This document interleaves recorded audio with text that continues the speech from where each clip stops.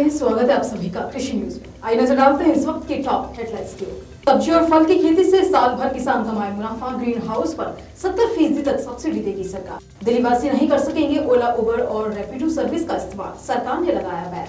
कृषि जागरण द्वारा 21 फरवरी को आयोजित हुआ दूसरा उत्कल कृषि मेला। कृषि दर्शन एक्सपो में अपोलो टायर्स के हेड मार्केटिंग ने की कृषि जागरण से खास बातचीत। मध्य प्रदेश सरकार द्वारा किसानों के हित में लिए गए बड़े निर्णय।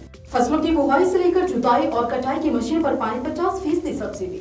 झारखंड में परेशान है किसान, सरकार से लगाई मदद की गुहार। छत्तीसगढ़ के मुख्यमंत्री भूपेश बघेल जारी करेंगे राशि, किसानों के खाते में पहुंचेंगे 8 करोड़ 63 लाख रुपए। गेहूं की सेहत बिगाड़ सकती है गर्मी, उत्पादन में गिरावट आने की संभावना। तितलियों को मारा या बिजनेस किया तो जाना होगा जेल, बिहार सरकार ने जारी किया फरमान। बाजार में धड़ल्ले से बिक रहा नकली आलू, धोखाधड़ी से हो जाएं सावधान। देश की भावनगर मंडी में 8 रुपए किलो बिक रहा प्याज, लगी है 5 किलोमीटर तक लंबी लाइन। पालक, लाल साग और सब्जी से बनता है हर्बल गुलाब, आप भी घर बैठे कर सकते हैं इसे तैयार। सरसों तेल की कीमत में गिरावट, गिरे मूंगफली, सोयाबीन और सूरजमुखी तेल के भाव। जंगलों में आग, लू सूखा, भारत के कई राज्यों पर मंडरा रहा खतरा।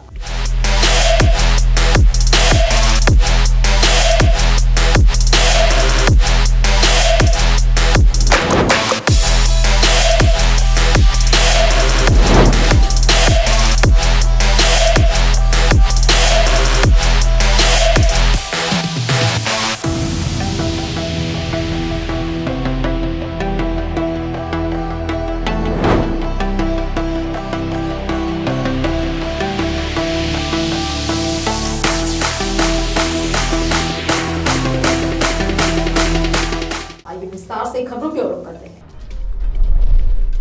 खेती में नई नई तकनीकें आ गई हैं, जिसका सीधा फायदा किसानों को मिल रहा है। ग्रीन हाउस खेती भी ऐसे ही एक तकनीक है और इस तकनीक के माध्यम से हम मौसमी और गैर मौसमी फसलों की खेती 12 महीने में लगातार कर सकते हैं। ये तकनीक फसलों की रक्षा करने, उन्हें कीटों के साथ साथ बीमारियों से मुक्त रखने में सहायक है।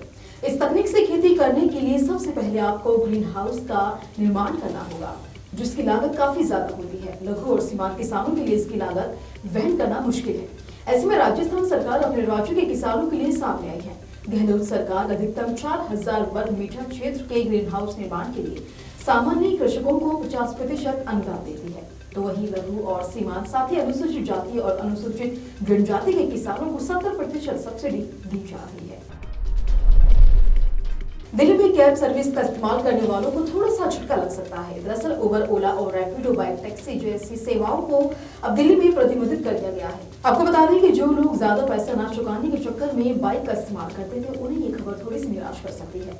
दिल्ली परिवहन विभाग ने इन राइड शेयरिंग कंपनियों को तत्काल प्रभाव से बाइक टैक्सी सेवाओं पर रोक लगाने के लिए सार्वजनिक नोटिस जारी किया है। दरअसल उबर, ओला और रैपिडो जो बाइक टैक्सी सेवा प्रदान कर रही थी, उसने परिवहन नियमों का उल्लंघन किया है। इसीलिए शहर के परिवहन विभाग की ओर से सेवा को बंद करने का फैसला लिया गया है। तो वहीं ओडिशा के central university of technical and management में 21 फरवरी से 22 फरवरी तक कृषि जागरण द्वारा दूसरा उत्कल कृषि मेले का आयोजन किया गया। ये कार्यक्रम central university of technology and management Patna के मुंजे गजपति ओडिशा में आयोजित किया गया है, जहां मुख्य अतिथि के तौर पर Odisha university of agriculture and technology के vice chancellor professor Pramod Kumar Rahul मौजूद रहे। आपको बता दें कि इस प्रदर्शनी का उद्देश्य प्रतिभागियों को अपने उत्पादों को प्रदर्शित करने का अवसर प्रदान करना है, साथ ही संबंधित उपभोक्ताओं और किसानों के लिए सेवाएं, योजनाएं और नवीनतम तकनीकें शामिल करना है। मिली जानकारी के मुताबिक ओडिशा के कृषि मेले में किसानों, कृषि उत्पादकों, कृषि उद्यमियों, वितरकों, डीलरों, खेत मालिकों, कृषि उत्पाद वितरकों, आपूर्तिकर्ताओं, खुदरा विक्रेताओं, शोधकर्ताओं, कृषिविदों, उद्योगपतियों, मीडिया संगठनों, सरकारी अधिकारियों और कृषि से जुड़े लोग मौजूद रहे। कृषि दर्शन एक्सपो का 11वां संस्करण 18 से 20 फरवरी तक हरियाणा के हिसार में आयोजित किया गया, जहां 10,000 से अधिक दर्शक, 3,000 से ज्यादा प्रदर्शक मौजूद रहे। तो वहीं आयोजन के दौरान विजिटर्स को अपने ज्ञान को अपडेट करने में मदद करने के लिए 2 दिवसीय राष्ट्रीय संगोष्ठी का भी आयोजन किया गया, जहां कृषि जागरण की टीम भी मौजूद रही। आपको बता दें कि यहाँ अपोलो टायर्स के OHT head marketing Farid Ahmed ने कृषि जागरण से अपने विराट प्रोडक्ट के बारे में खास बातचीत की। अपोलो के लिए इस बार सबसे खास जो है वो है हमारी नई पेशकश विराट। और विराट एक ऐसा प्रोडक्ट है जो हम ट्रैक्टर टायर्स में एक बिल्कुल डिफरेंट डिज़ाइन और एक बिल्कुल डिफरेंट परफॉर्मेंस के साथ नया प्रोडक्ट लेके आए हैं। सबसे इम्पॉर्टेंट चीज़ जो विराट आपको देता है वो है इसकी मजबूत पकड़। तो सबसे अच्छी ग्रिप, सबसे स्ट्रॉन्ग ग्रिप और सबसे लंबी टायर लाइफ, ये दो चीज़ें आपको विराट के साथ बिल्कुल डिफरेंट मिलेंगी जो आप किसी भी और कंपटीशन टायर्स की तरफ देखना चाहेंगे। और बहुत ही स्टाइलिश प्रोडक्ट, जितना आप स्टाइलिश हैं, जितना आपका ट्रैक्टर स्टाइलिश है, उतना ही ये हमने टायर भी स्टाइल से बनाया है। तो जितने प्यार से और जितनी ईमानदारी से हमने ये टायर बनाया है, मुझे उम्मीद है कि आप भी उसे उतना ही प्यार देंगे और आपको भी ये टायर बहुत पसंद आएगा। मध्य प्रदेश सरकार द्वारा RBC 64 के तहत सहायता देने की मापदंड में संशोधन करते हुए राहत राशि में वृद्धि करने का निर्णय लिया गया है, जिसमें शरीर के किसी अंग अथवा आंखों की हानि को 59,000 से लेकर 100 रुपए से बढ़ाकर 74,000 रुपए कर दिया गया है। पहाड़ी क्षेत्रों में कृषि भूमि पर मलबा हटाने के लिए राहत राशि प्रति हेक्टेयर 12,200 से बढ़ाकर 1,800 कर दिया गया है। तो वहीं दुधारू पशुओं की मौत पर 30,000 से बढ़ाकर 47,000 रुपए कर दिया गया है। और इसके साथ मछुआरों को दी जाने वाली सहायता नाव की अंशिक क्षति होने पर मरम्मत के लिए 4,100 से बढ़ाकर 6,000 कर दिया गया है। आपको बता दें कि सभी जानकारी मध्य प्रदेश के मुख्यमंत्री शिवराज सिंह चौहान ने ट्विटर पर दी है।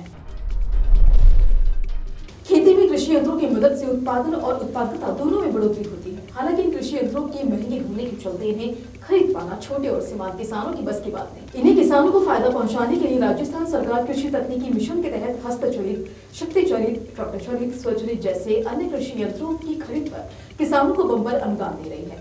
कृषि आयुक्त कानाराम के मुताबिक राजस्थान कृषि तकनीक मिशन के तहत पिछले 4 सालों में 23,496 किसानों को कृषि यंत्रों की खरीद पर 91 करोड़ 44 लाख का अनुदान देकर लाभान्वित किया गया है। तो वहीं सीएम अशोक गहलोत द्वारा घोषित कृषि बजट के अनुसार साल 2023 और 24 में 1 लाख किसानों को कृषि यंत्रों की खरीद पर 250 करोड़ रुपए का अनुदान भी दिया जाना प्रस्तावित है।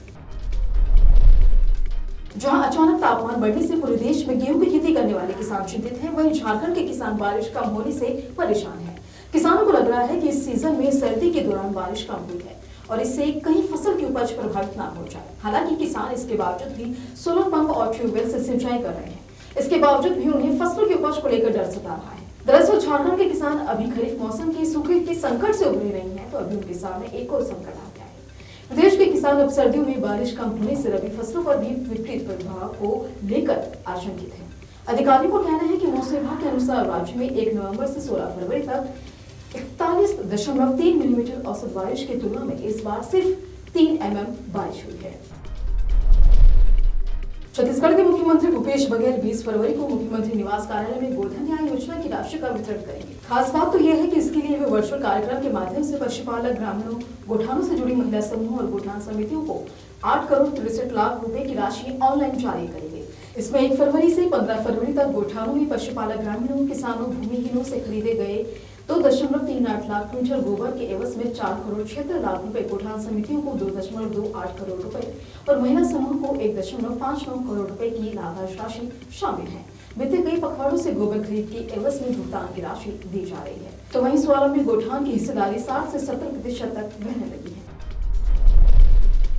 पिछले साल गर्मी ने गेहूं पर सितम बरपाया था और इस बार किसानों को उम्मीद थी कि गेहूं में बम्पर उम्मीद मिलेगी, लेकिन मौसम के जो मौजूदा हालात बन रहे हैं उनसे अनुमान जताया जा रहा है कि आने वाले दिनों में बड़ी गर्मी से गेहूं की सेहत बिगड़ सकती है।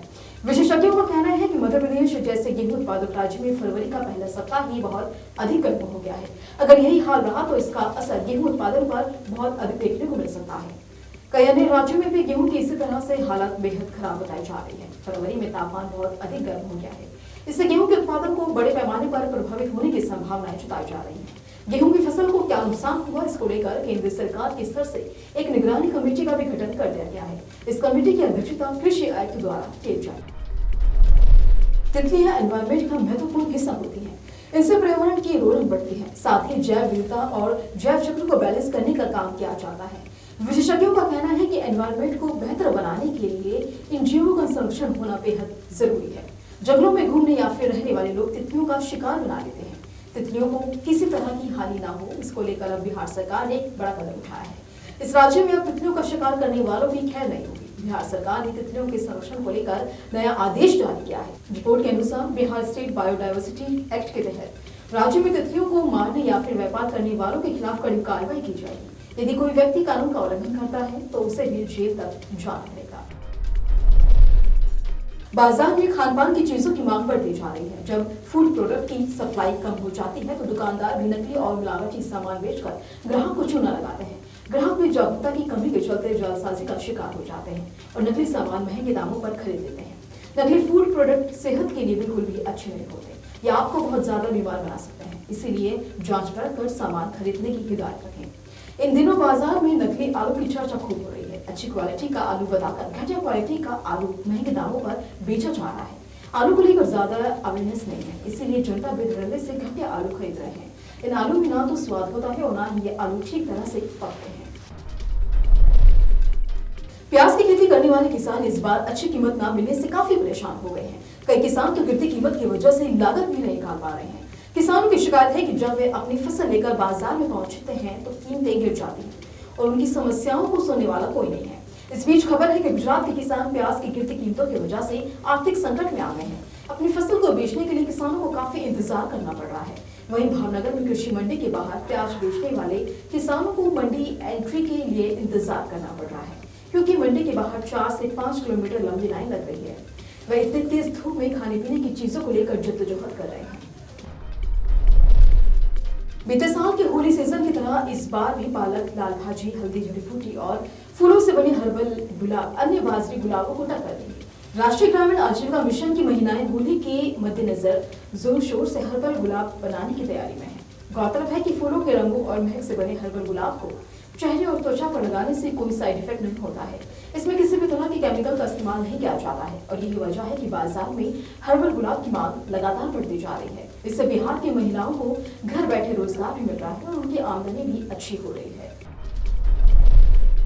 बीते सप्ताह दिल्ली तेल तिलहन बाजार में कारोबार का मिला जुला रुख रहा। सरसों और सोयाबीन का तेल, साथ ही बिलोरा तेल की कीमतों में जहां पिछले सप्ताह के मुकाबले गिरावट दर्ज की गई, वहीं मूंगफली, तेल तिलहन, कच्चे पाम तेल और पामोलिन तेल कीमतों में सुधार रहा। बाकी तेल तिलहन के भाव पूर्व स्तर पर बने रहे। बाजार के जानकार सूत्रों ने कहा कि समिश्रहीन सप्ताह में मंडियों में सरसों की आवक शुरू होने के बीच सरसों तेल तिलहन में नुकसान दर्ज किया गया है। सॉल्वेंट एक्सट्रैक्टर्स एसोसिएशन ने भी कहा कि नवंबर से शुरू होने वाले नए तेल वर्ष के पहले 3 महीनों में जिस कदर काफी अधिक मात्रा में सॉफ्ट ऑयल का आयात हो चुका है, उसे अगले 4 महीनों में तेल की कमी नहीं होने वाली है। इस साल लोगों ने खाद्य तेल मामले में इतनी मार खाई है कि कोई शायद ही इसका भंडारण करे, क्योंकि वे अब जोखिम लेने की स्थिति में नहीं रहे।